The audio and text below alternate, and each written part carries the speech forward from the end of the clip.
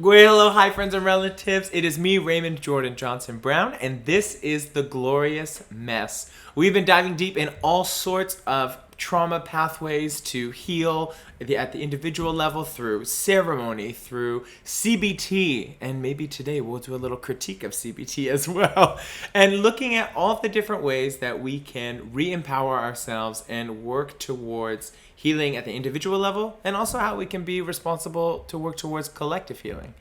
Today we're talking a bit more about movement, dance, finding connection to the body, and we have an amazing guest, Jamie, who's here with me. Hey, Jamie, welcome to the show. Jamie and I have known each other for a long time. Once upon a time, I was a contemporary dancer for one show. Hell yeah, you were. With no technical expertise.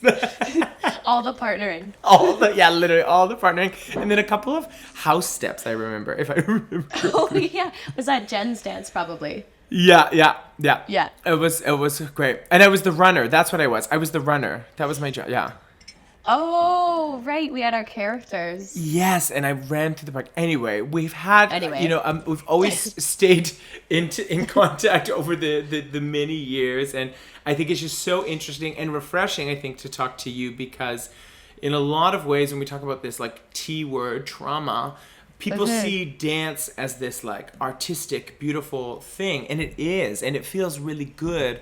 But then when you do it for a living, when you do it in a competitive environment, when you put it in these toxic places, that same healing therapeutic experience can also become your trauma. Yeah, which it definitely did for me, which is hard. Now I'm trying to find my way back to it, but it definitely was my safe place for a long time. Like, that's where I would go for my healing, to help release, to help work through emotions, which we'll get into a bit later. But yeah, what happened is, because I am so competitive, I want to be the best at everything I do. I'm always competing against myself. But when it came to me moving into that professional dance world, it was so different, because you aren't just competing against yourself anymore. It is against everyone, and you are trying to book a job. And it did start to really trigger a lot more of the trauma state. And when I was in school, I noticed I was like that too. So yeah, now I took a break from dance, pandemic. But now I've been trying to kind of find my way back to it a little bit in some ways, just maybe not so much the professional part that I thought I would. But a professional, it's like a professional in a new way, you know? Yeah. And it's weird. The pandemic was I always say it's like the most bittersweet thing, in the sense it was this. Agreed. And that's why I say, like, part of individual healing, it's also collective healing, because when we heal ourselves, we heal how we engage in our relationships. Like, it's so critical and important. And so that collective event, it allowed us time to take a break from the hustle, you know? Yeah. I remember, like, at the beginning, I was living my best life. I swear to God, I'd walk down the stairs every morning in my apartment. I go, hey, Google, play Fleetwood Mac. Every single morning, cook some eggs. Yeah. Every single morning. Every morning. Like, for 2 months. Yeah. I listened to Fleetwood Mac first thing when I woke up. I remember, like, I absolutely adored not having to go anywhere. I just, like, went on walks all day. It was really healing, but then, yeah. But then, it was the thing. It was like, it had this, honestly, if you think of, like, grief in the sense, you know, when, like, something... Grief was the good word for it. Yes. My therapist would use that word. She's like, you're grieving all these things that you've lost. I'm like, you're right. But at first you're like, you get into almost like disbelief, and like, you're like, I don't know, you're kind of like numb to it, if you will. And that was what those first few months were. And so were you in Toronto still when... I was in Toronto, and luckily I'm still with my partner who I was with at the time. He had a house and a backyard. So, and like, our places in between, there's this big, beautiful park. So basically that's what I would do every day, is like walk through that park, take my hammock, chill, and go to his. But yeah, I was in Toronto, so everything was shut down for like the whole year pretty much. And as a fitness instructor and a dancer and a bartender, had nothing going on for sure. And that's when I found my current therapist, who I do art therapy with, is in the pandemic. And I'm really excited to dive into this art therapy. And I said that in the beginning, like, this kind of critique, because there's an episode I do where we talk about the benefits of Yes, CBT. CBT, or and sorry, I forget acronyms, but cognitive behavioral therapy, if you don't know, Yeah. sorry. But also, like, I think in your experience though, like, not the one. Not the one. I think it's because like I naturally am so talkative anyways. So when I am doing CBT, I intellectualize too much, I think, which is another part of healing. If you go too far, sorry, a hair on my nose. If you go too far with CBT, that's what happens to me personally, is I start to intellectualize and I get away from my feelings, which is ultimately why I go to therapy, because I can't figure out what I feel or what I think I feel. So yeah, art therapy has been really helpful for me because I started realizing that's what I needed when I went to dance school. We had to journal every day, no matter what. That was part of our, that's how you got a grade for this one class. Yeah. And even if it was like you colored something that day, or you like put a leaf on your page that you found on a walk, like whatever it was. And then that really made me rethink how to express myself in journaling and in therapy. And it's funny you talk about like this pandemic being the collective thing, where like you were grieving things. That was why I was in therapy, because I was really lonely. I'm very, very social. And there's this one drawing I had done, and it was basically like one person on one side of the world, and they're like, everything feels so heavy. And then there's another person like on the other side being like, I know, same over here too. And it was just like they had this like connection. And so it was really cool because she just prompts me, and then those types of things come up. So it helped me feel like, oh, there is that bittersweet. So I came to that conclusion as well in like my first session with her. But yeah, I love art therapy. I mean, I love coloring. I'm a very visual person. Yeah. And it's a helpful way to express emotion, like with color, I find. When that, and two, like, I know we've talked about, like, when you think of dance, like, there's dance where, when I say, like, commercial, you know, it's like, it's for money. It's a task, but we think of contemporary and the beauty of improv and self-expression through improv. Like, I wonder if you want to share a bit about that kind of art therapy. Yeah, for me, that's a really helpful thing as well. Like movement meditation, I like to call it, that I prefer.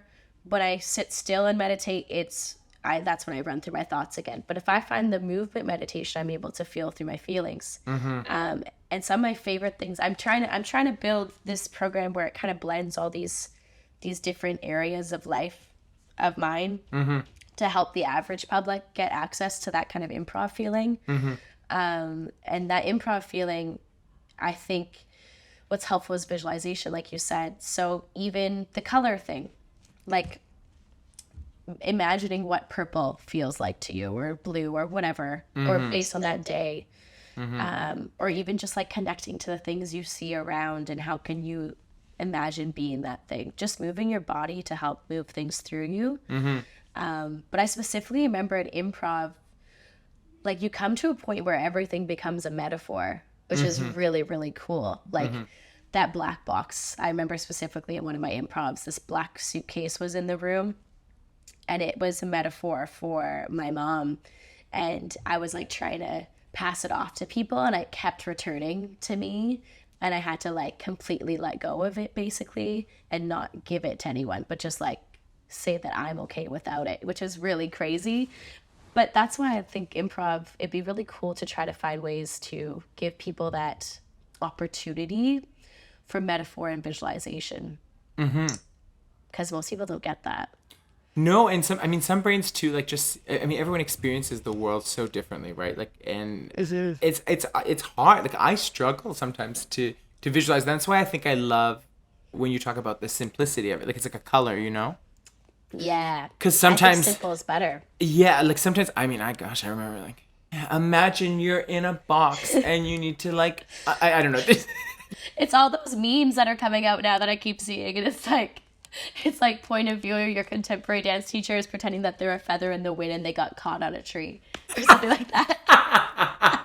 That's what I'm saying. I'm like, holy shit, like, wow, like we're overthinking. And as a dancer, and you know, because you're so externally validated in the experience, it's really hard when you get older to like I would say self-regulate, but also self-validate.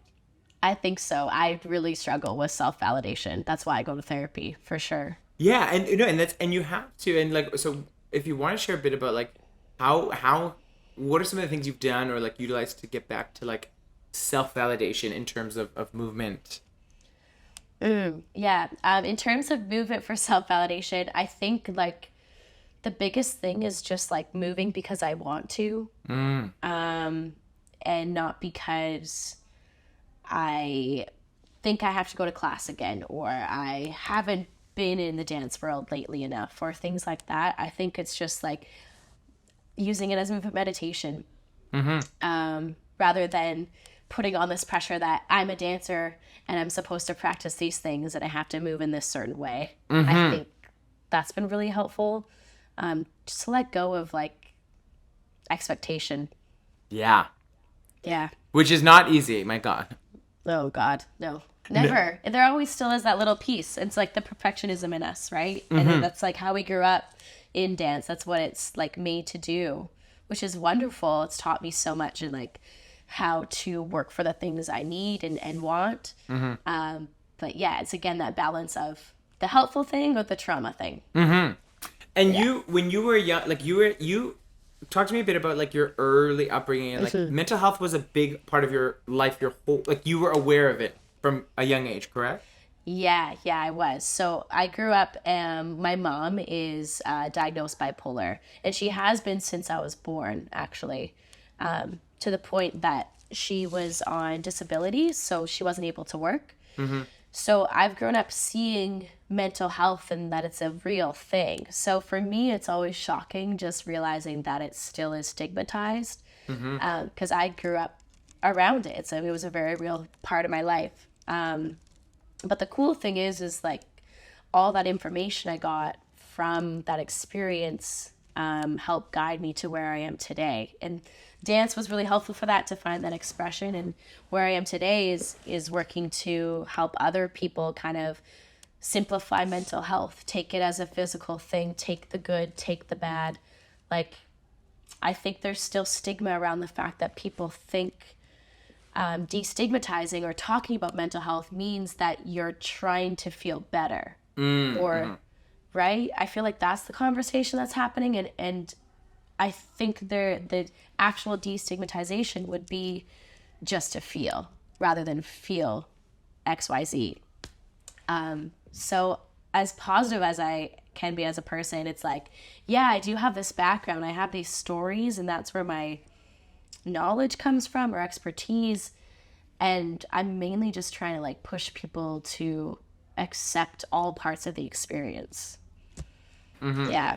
And that, like, again, we're just so naturally conditioned to like not feel good with the present moment, right? We're either focused on that which has already happened, this past piece, or we're worried about the future, but we never learn to like sit in the moment. And so when we go to therapy, I was talking to my dear partner one time about therapy in the event that he can hear me. but like, and he said like, well, no, like there's nothing wrong, so I don't need to go to therapy. And a lot of people think this, like, I was having this conversation with a friend literally last night.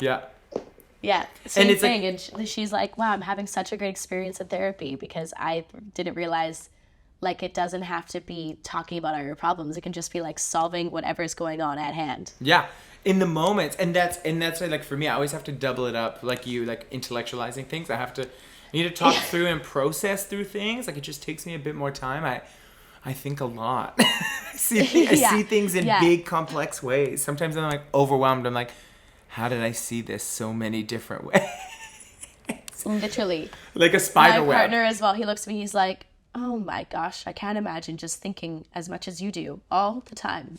No, it's like, Fred is the exact same way. He's just like, he's like, okay, it's over.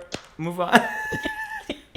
Like, no, I need to sit in this for a while. It's like, okay, it happened. We're good. I'm like, no, we're going to think about it for like a month. Yeah, at least, a minimum. And that's like the joy of therapy, but it's just because we think, again, think of like medical, like, why do you go to the doctor when you're sick? But what about if we just like like our whole medical model, again, it's like when the problem happens, then we go. But what about, Yeah. I think it's prevention. That's the thing. Like, what about prevention? What about, I like the idea of that. I just started a new job in a physio clinic, which I'm really happy about. I'm doing coaching for rehab, like physio patients, right? And I do the exercise portion for them. I'm an assistant. And it's so nice because it's exactly that. It's like, so lots of these people, they already are pain free now, but now we're giving them tools for prevention. And that's what I think therapy is. Therapy is definitely that for me. It's like I go so that I can do check-ins even if I'm doing well. Arguably, sometimes it's better if I go when I'm doing well, because I tend to spiral out of control when I'm doing well and sabotage, or like just get so excited. I'm very up and down with like impulsiveness sometimes. And I don't notice it sometimes. So it's really good to have that check-in and that groundedness for myself. well, and two, I'm curious, and this is something I learned for myself, is my mom has borderline personality disorder and generalized anxiety disorder. And so it's so funny. I see sometimes for myself the habits or the traits. I like. Yeah, because you grew up learning it, right? Yeah, you saw this real disorder, this real thing happening for these people you love, and you learned those are habits, right? And it's like, okay, no, I don't have borderline personality disorder. Probably do have anxiety disorder. Let's be honest, but Yeah. but I think I'm pretty sure I have ADHD. So yeah. right, and again, it just comes down to, anyway, it's learned. A lot of it is learned behavior and Yeah.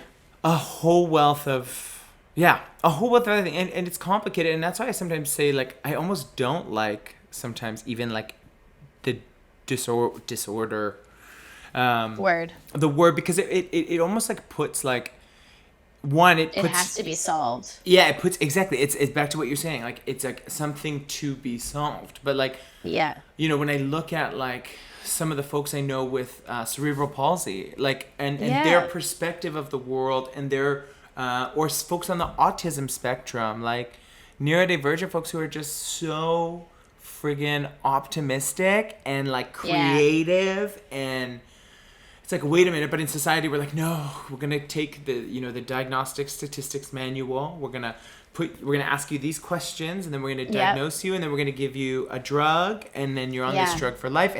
And that's the thing. That's why I haven't been diagnosed, because I don't want to be put onto a drug. And I'm like, if I'm already using the tools, then what's the point? And so I'm sure I probably have a little bit of ADHD, but again, it's like utilizing it and knowing, being aware of it, and like creating kind of boundaries and commitments, things like that. But I remember one time I went to the doctor and asked for, I think it was Vyvanse, because it was everyone and their dog. Everyone's been talking to me about this lately. Listen, before the pandemic, everyone and their dog was on Vyvanse, and you wake up in the morning, you take your Vyvanse, and it's like from the same family as meth. Like, it's hard. I'm like, you're literally high. You're literally just high. And then you go home 5:00, have a couple glasses of wine, go to bed, and oh my god, yeah, it's a different cycle. It's a different cycle. So I was with Joey Matt, and it's like 4:00 on a Tuesday. Joey Matt. Shout out Joey Matt. I pick up my Vyvanse, and the guy's like, yeah, I used to take Ritalin, I think, when I was younger. Like, it was like, just give me like the higher dose. So I think I took like 60 milligrams. Like, Joey was like, we go to Market Mall in Calgary, and I am like licking my and I'm like, just Lily on MDMA in public in the daylight on a Tuesday at 4:00, like, because I'm like, oh my god, these. And again, so that's why like antidepressants, serotonin reuptake inhibitors, SSRIs, and things like that. Like, we have all these things that like can work for some people, and then also don't work. Like, they don't work 100% of the time. Some people are treatment resistant, but when we like use medicine as the first kind of form of solution, then we disempower the individual, because exactly. And I think that's the whole issue with it. Like, with me as an individual, and when my mental illness, if I do have one, is more extreme, is when I feel like I don't have control over it. And it makes me really sad. It's really sad, because sometimes I don't. And that's okay. But it's the stigma that they're trying to solve. And that's the only times I consider going on medication. Yeah. Because I believe that I don't have control over it, which is so crazy to think about. And if it came from within you, therefore you in essence you do, because it came from you. You know what I mean? But we don't. I was talking to people about anxiety. So like when I feel anxious, like I started taking magnesium, I think about a year and a half ago. I take magnesium. Yeah, it's great. Game changer. My God. Yeah. Like when you are having anxious experiences or symptoms, there's so many other potential routes, but because our system is so exhausted and busy, it's just easier to give you an anti-anxiety med and call it a day. And then it's also paying into the system, right? So Exactly. That's the only reason neurodivergent people are looking to be diagnosed as a disorder, because they don't fit into the system. And like this medication would make them fit into the system. Like the only times that I struggle with my ADHD symptoms is when it's a place and a role that maybe isn't suited for me. And so it's like I have to be willing to let go of those things and not think it makes me less than. Because sometimes it feels like that. Like I can just fix it and it will work and it will happen, but I'm just like rubbing with sandpaper. And so I just, I'm still struggling with that part. I wish I could figure that out before it comes to a point where I feel like I really can't handle it anymore. So I'm still struggling with that. But I mean, that's going to be a lifelong lesson, a lifelong thing to work on. So no, and seriously, no, and I don't know if you ever saw on the do you ever take the TTC? Every day. Every day. Okay, so I was really mad at this advertisement. It's like, just okay is not okay. Did you ever see this? Oh, yes, it is. I was like, what do you mean just okay is like, yes, why is it not okay? Like, you're allowed to be upset. You're allowed to be upset. You're allowed to feel... And that's where people get on meds and it might not help them. Especially, I feel like folks with depression, I feel like they really struggle because you probably don't feel okay, like, probably almost every day. I know a lot of friends of mine who struggle with depression. That's what the disease is, basically, is like it convinces you that you're not okay. So it is okay to feel that way. That's a normal thing. And like, everyone will go through a depressive, episode or period, and the length of that is it's always temporary. I always say, like, I always remind myself of the phrase, like, this too shall pass. Like, everything. Like, we were literally created as human beings from literal chaos, like literal, like. I don't even know the science, but I went to the planet. We're about to talk about Big Bang right now. I went to the planetarium, and it was like, we were born from this explosion. I was like, oh my God, no wonder. And here I am, like, why is life so chaotic? I'm like, well, we're literally just energy bouncing back and forth, bouncing everywhere, and then and we're like always circling, like. All these cycles with humans, yes. Like I totally notice the cycles in myself.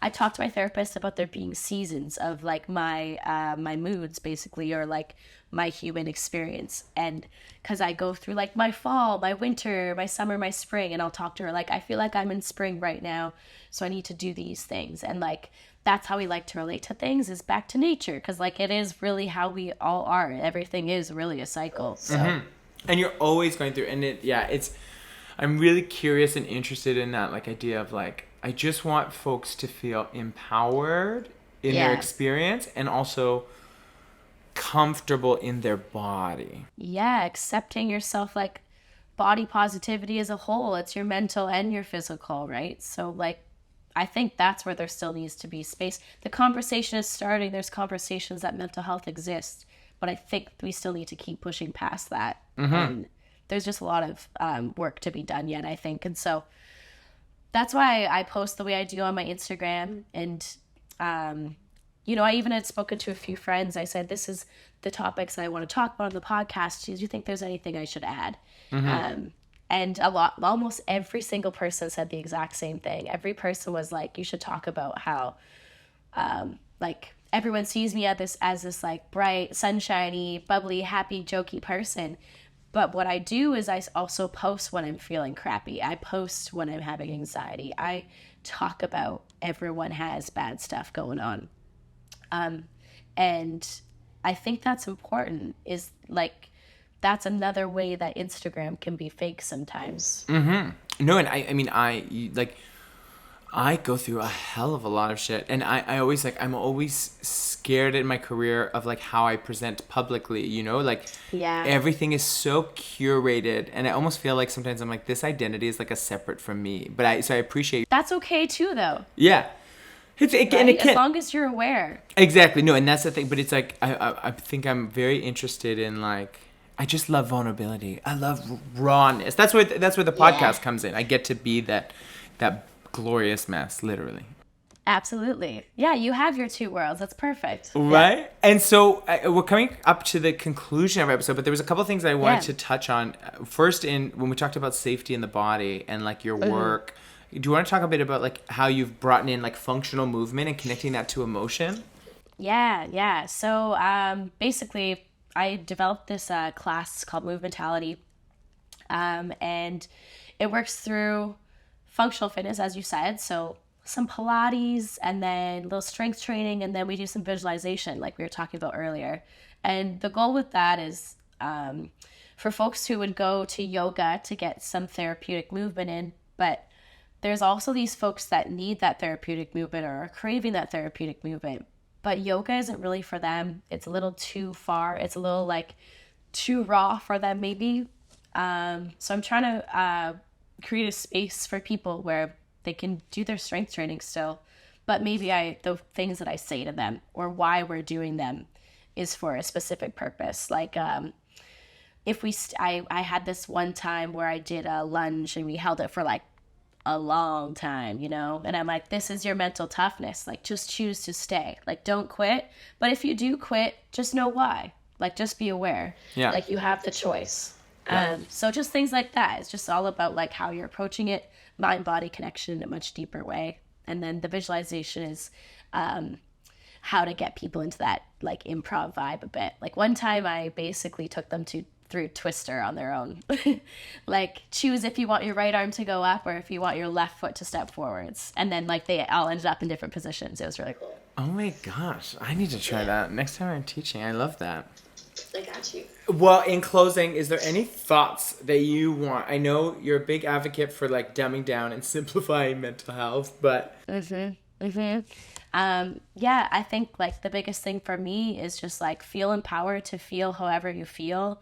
Don't be afraid to make mistakes with it too. Like I think that's where people get scared is they don't trust their own feelings because it might not take them to the right outcome. But like I guarantee no matter what, you're going to find a way to end up where you're supposed to. The path that you're going to go on is where you're going to end up.